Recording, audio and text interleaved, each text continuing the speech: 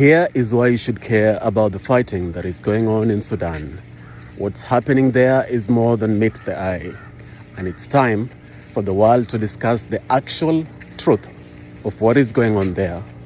America and Russia are at it again, just as they did 60 years ago during the Cold War, when they fought proxy wars right here in Africa, leading to the death of thousands of innocent Africans.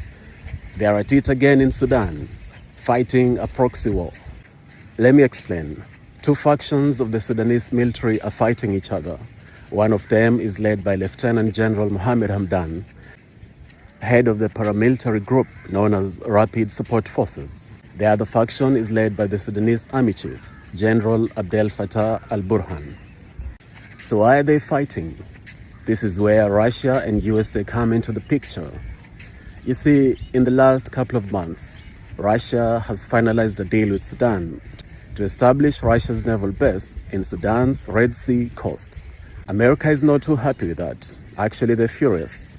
America's ambassador to Sudan, John Godfrey, expressly warned Sudan not to seal that deal with Russia, but they're going ahead and doing just that.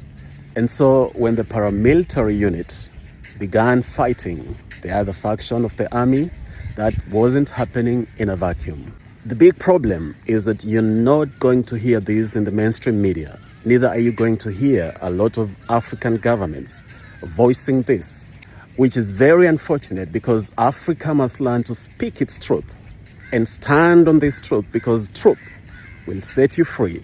So it is left to the African people, we the African people, to speak this truth and tell America and Russia to get off Africa, to get their hands off Africa.